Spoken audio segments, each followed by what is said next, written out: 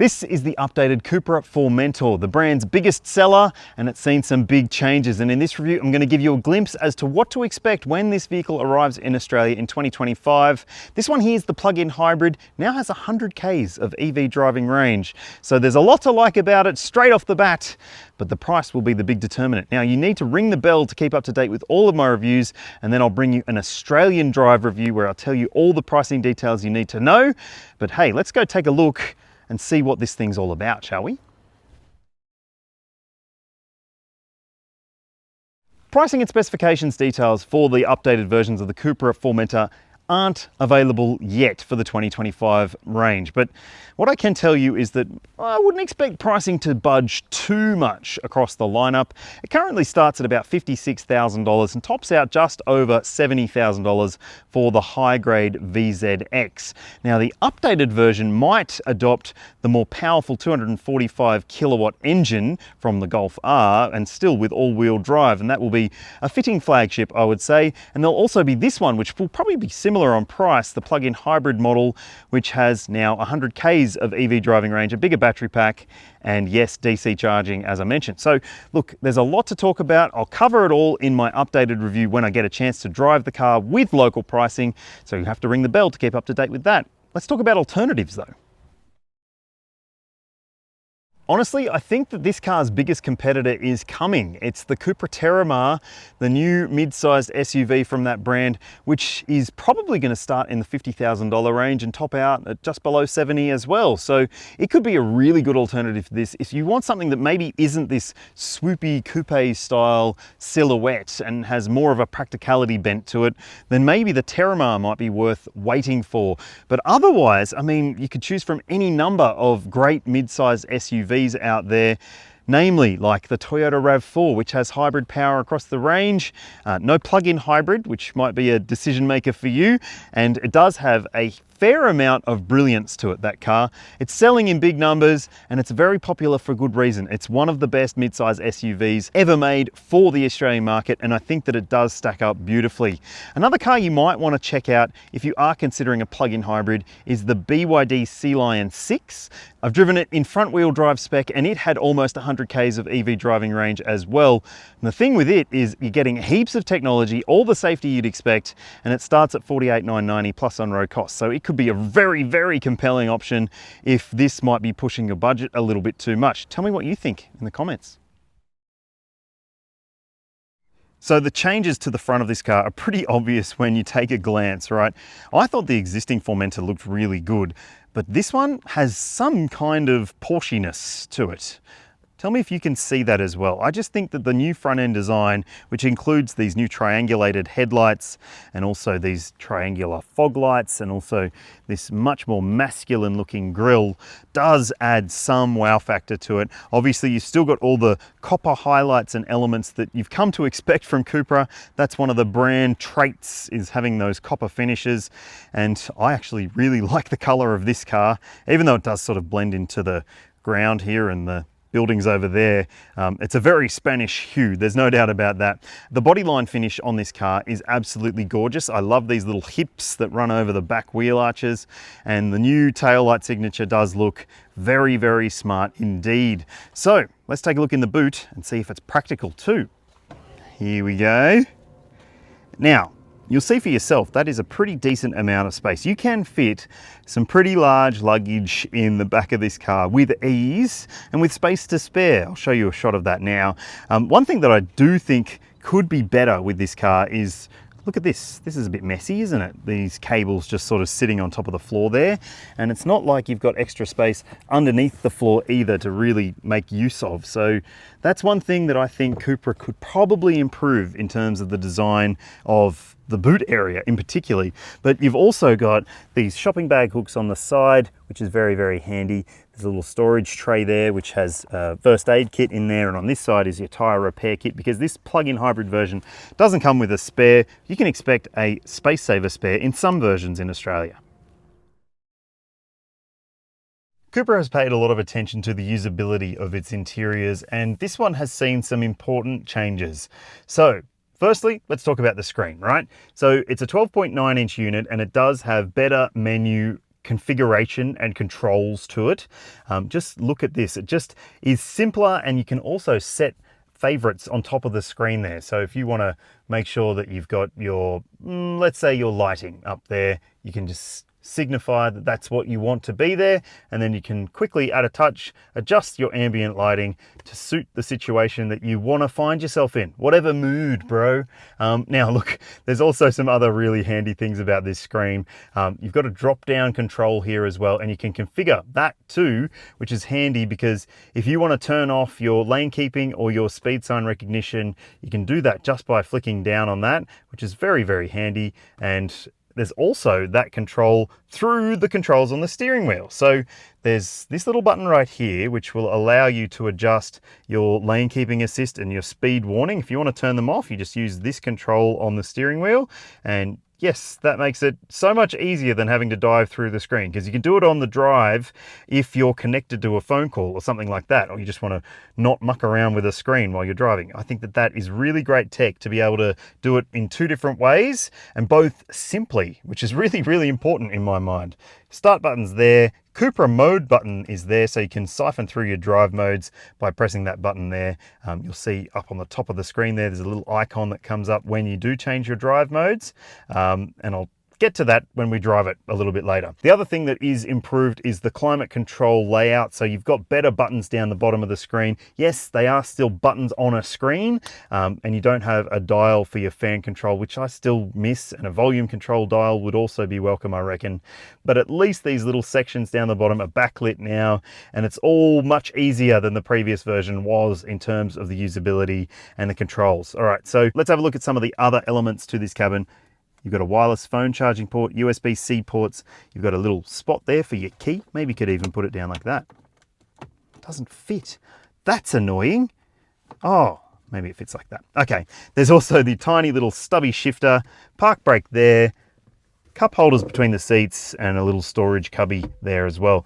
These seats, by the way, are fantastic.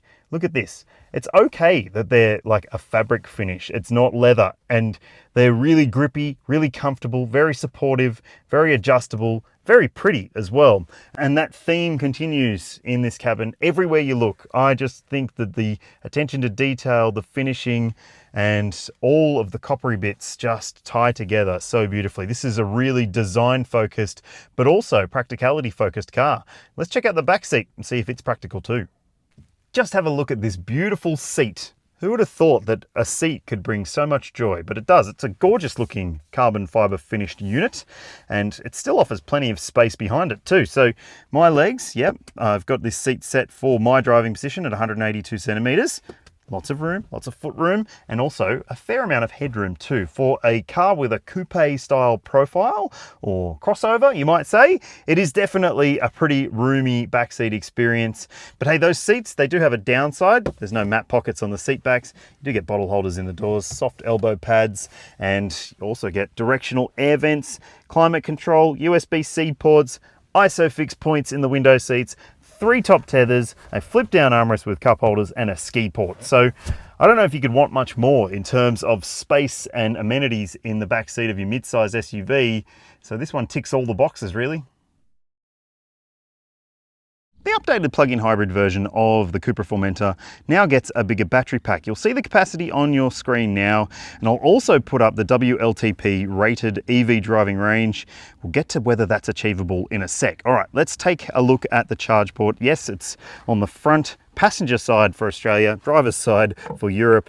And yes, you can see there, you've got AC charging at the top, and you'll see the rate on your screen and how long it should take to charge at the maximum rate as well. And yes, it's a Type 2 combination plug, so you've got DC charging as well. Maximum rates on your screen now, and I'll also put up there how long it should take to do a fast charge. So do you think that that is something that would basically make your decision for you? Do you think that DC charging is necessary for a plug-in hybrid? I'd really love to know your thoughts, because personally, I don't see it as that big of an advantage, but I know that some people will. What do you think?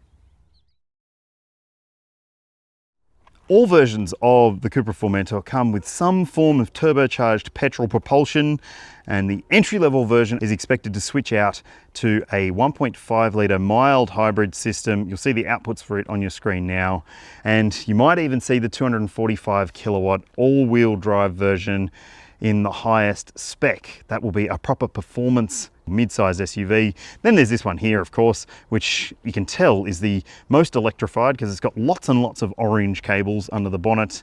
And yes, it does have a petrol engine, electric motor, battery pack, all working together through the 6-speed dual clutch automatic transmission. And I reckon that this is a pretty compelling option in terms of the drive experience. In fact, let's go for a drive now, shall we? So to start off this drive, I'm in comfort mode because I like comfort mode. It's a nice squishy suspension setting. The steering's a little bit lighter and a little bit more urban friendly. And well, the powertrain is a bit more relaxed in terms of the way that it behaves itself. And it does have 200 kilowatts, this powertrain. So it can boogie, there's no doubt about that. But you want to sort of find the right road to be able to exploit that, and I'm going to show you that in a sec. But for the urban drive experience, I've been really impressed with the way that this car just behaves itself. It's got good road manners. Sure, you can feel the wheels moving up and down a little bit when you go over sharp bumps like I have been over that little section just there, but it's not uncomfortable. It feels pretty well sorted and mostly very, very enjoyable to drive in urban driving scenarios. But yeah, we're about to go somewhere a bit more fun than this.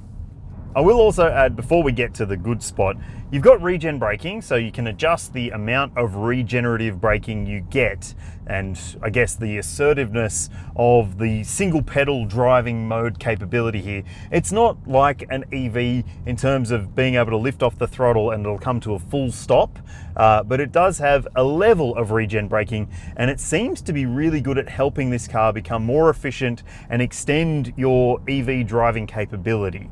And that's what it should be about, right? Okay, I'm gonna flick the switch into, let's do Cupra mode.